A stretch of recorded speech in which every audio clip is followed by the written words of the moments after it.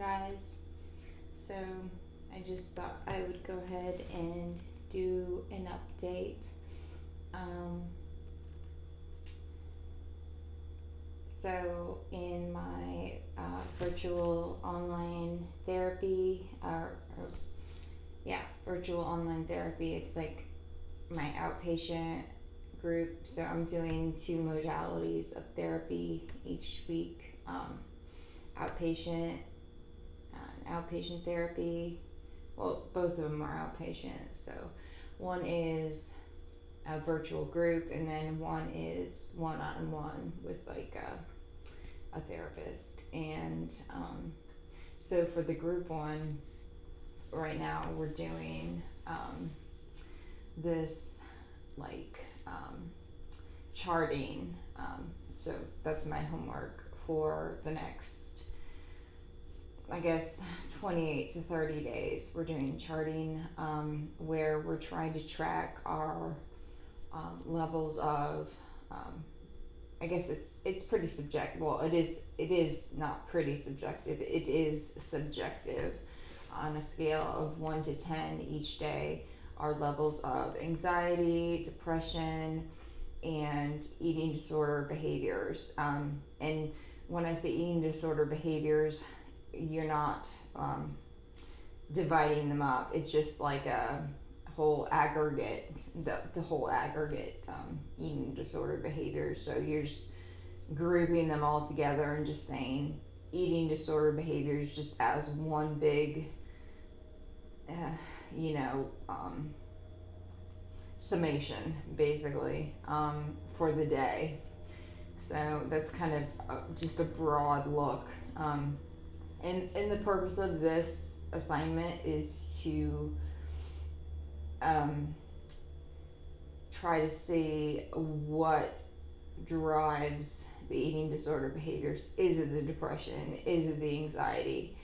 And my guess is that when we look at the overall chart for the 30 days for me, is that we're going to see that the anxiety drives the eating disorder behaviors for me, because when I'm asked how I'm feeling, anxiety is like my go-to. I'm feeling anxious, or I am feeling irritable, or I am feeling angry. I do have days where I'm feeling depressed, but they're much less so than, I am anxious all the time. Even the days that I'm feeling depressed, I know depression and anxiety are like two sides of the same coin, but anxiety is always my overriding emotion. Always, always, always, because the OCD is always there. It's always there. It's been there since I was a little girl. So, I guess you could say I'm depressed because of the anxiety.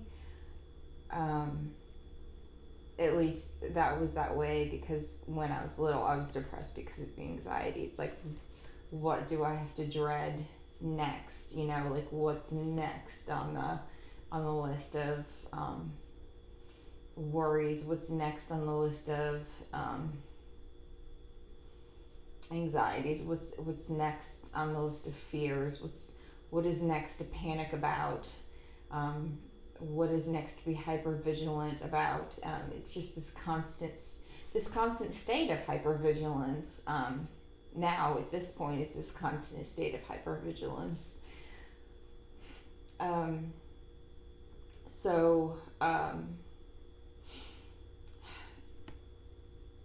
This past week, on Tuesday, we meet on Tuesdays for the group, and this past Tuesday, the leader was talking about us getting like deeply in touch with what emotions we're feeling, especially when we're in the eating disorder behaviors, identifying like what emotions we're feeling.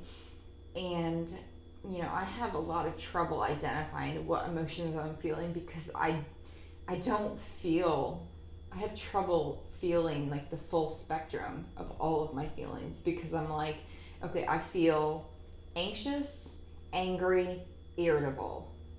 That's it. You know? I'm like, I never cry. Like, ever. I hardly ever cry. I mean, it's really rare. And one of the questions a leader asked was, what is the purpose of sadness? And I know my answer was to decompress. And I know that. I understand that theoretically. I mean, I can understand that intellectually.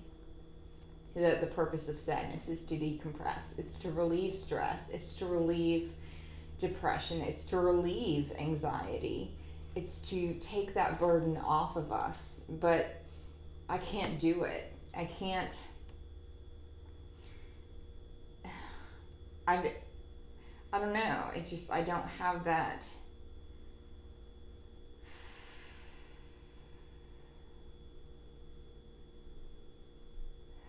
I'm like starting to get angry. Oh God.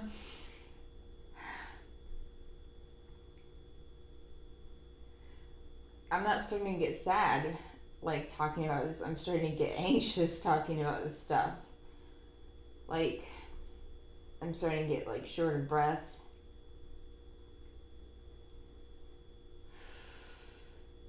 Like, I'm starting to get my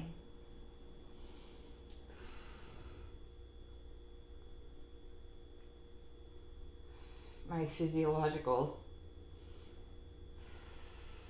stuff. You know how the brain drives the physiological sometimes, and sometimes the physiological drives the brain. Oh, I hate that.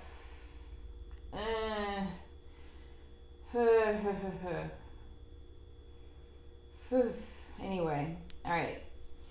So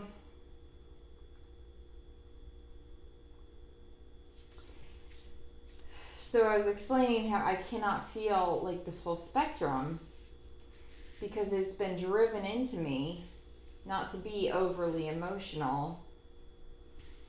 You know, because I've just been I've always been just such an emotionally explosive person since I was a little girl. You know, I've got the bipolar diagnosis, right? To this day, my mom has actually told me that recently.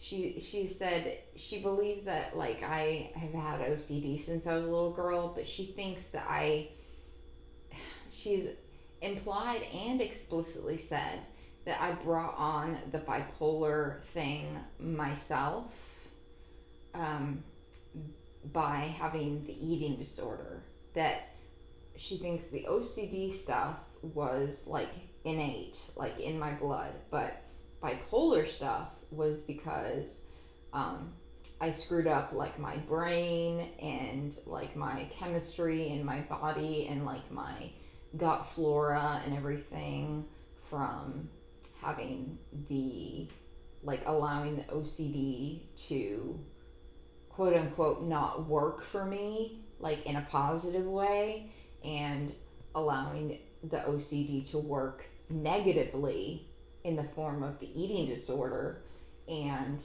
to create more mental health problems and in the form of the bipolar disorder. She has said this, but I think if I asked her directly about this, she would probably deny it because she has gaslighted me before. Anyway,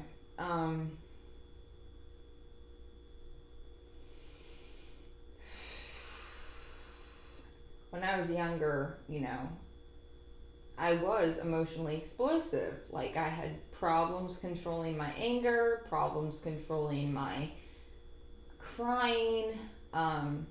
I felt like my parents did not take me seriously. I was very dramatic, very serious. Like, very up and down. But from like a really young age. I mean, I'm not talking about like just like puberty on. I'm talking about like way before that. And I'm talking about like I struggled with OCD like heavily, heavily, heavily from like a really, really young age. Um, I mean, it had its grips tightly in me. I mean, I was so obsessed with, I would like um, keep like notebooks of like um, what people wore to school. Like I would document it, like everybody's outfits, and like keep track of like what they wore, like detailed, um, like uh, how can like inventory. Like I was really big on inventory, like inventorying like anything. Like I took like a particular interest in clothing though, like in middle school. So that was my particular interest. Like I took, you know, um, sort of like an autistic level of interest in clothing. So I wanted to itemize. I always itemized everybody's clothing, and I knew like their rotations of their outfits and everything, and I had it like down, to like I was obsessed, as well as like my own, obviously, but I was really big on that, and I'm still big on inventorying things. Only with me, now, because I'm obsessed with like all things like food, related. Um, it's with like food storage and food hoarding, Um, so it's still itemizing and inventorying, um, types of things. So, you know, um, and with like a lot of eating disordered people, especially with anorexics who feel like, um,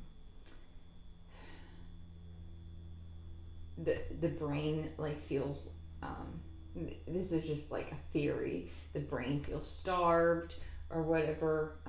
You feel like you need to, and this is I think this is like a similar thought pattern to people that hoard things. For me it's like hoarding food, but hoarders probably, I think the same way, where they, and probably like extreme couponers do the same thing with like toilet paper or whatever.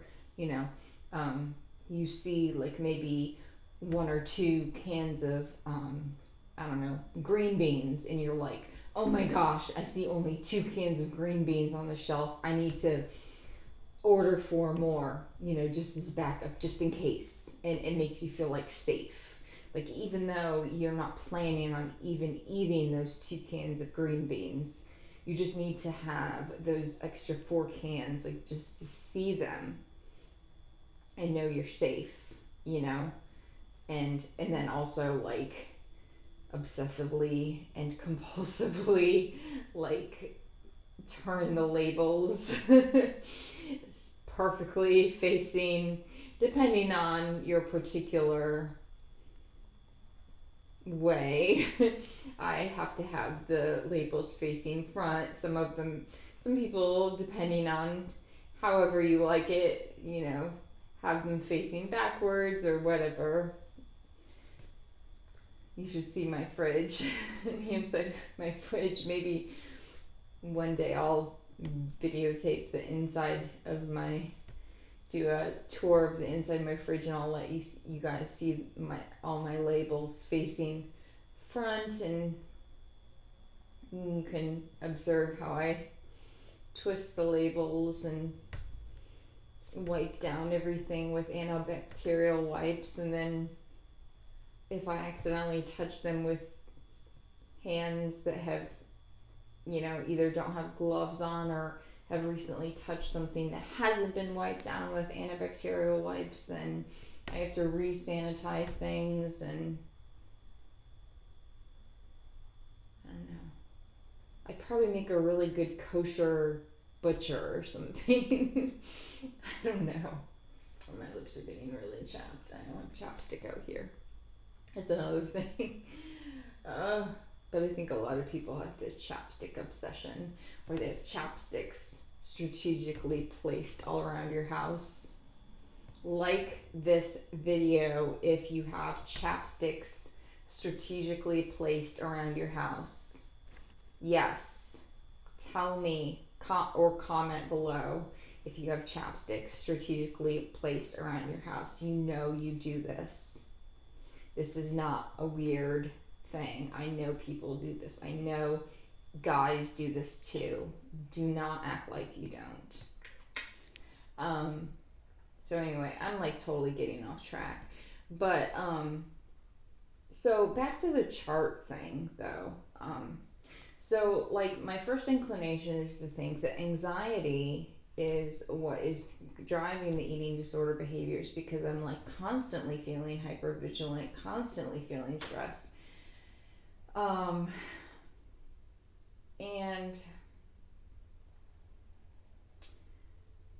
I'm just wondering if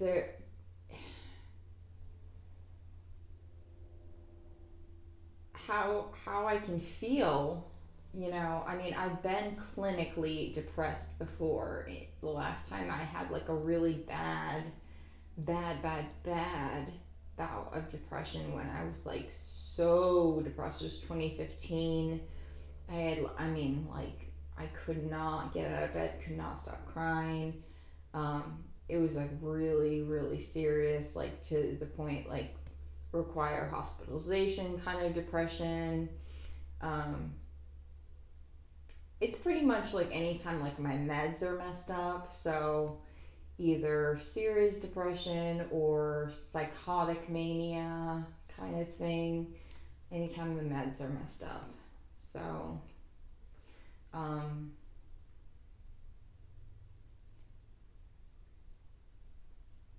but when I'm in like my normal state or best possible state, it's like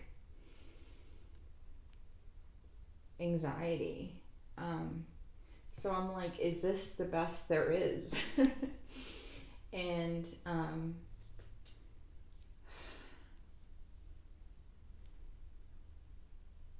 it's just like, my fear is that if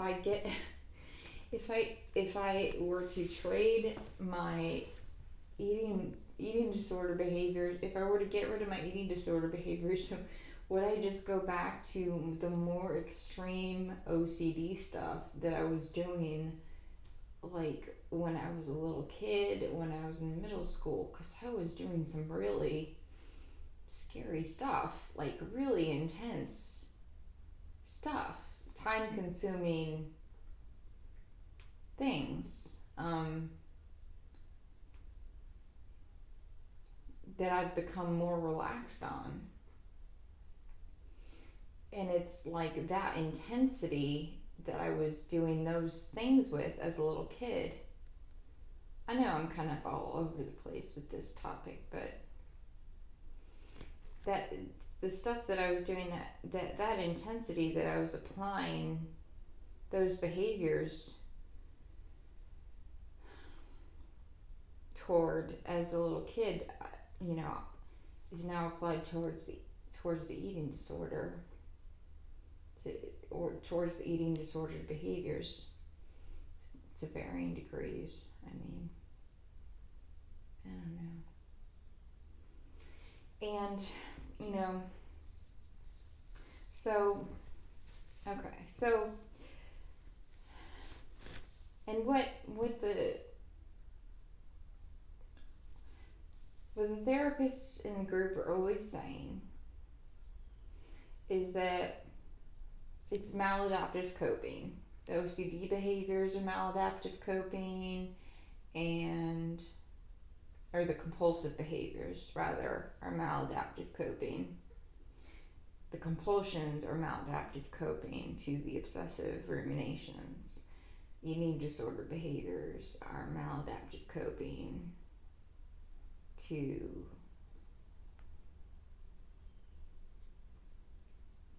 obsessive ruminations, and also to painful emotions.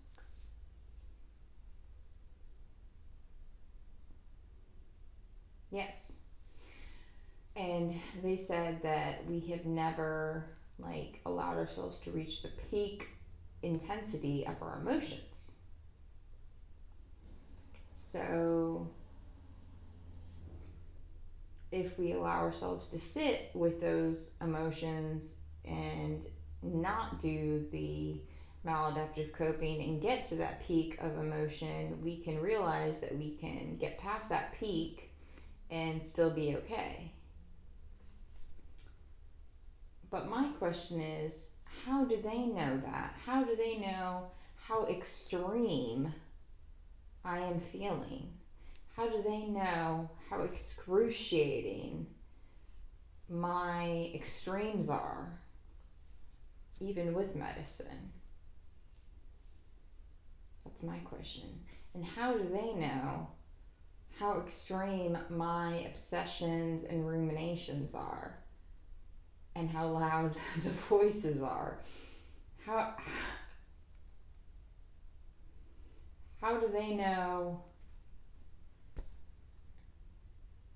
that the screaming isn't too loud to bear?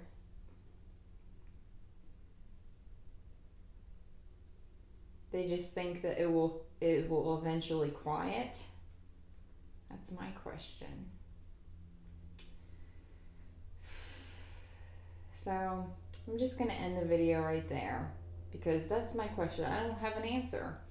So I'm just going to, for now, do the charting 1 through 10 as subjectively as I can each day. And we have the normal, I say so much. I need to work on that. I need to have a rubber band that I snap when I notice I say because when I play back the videos, there's just so many ums. Ugh.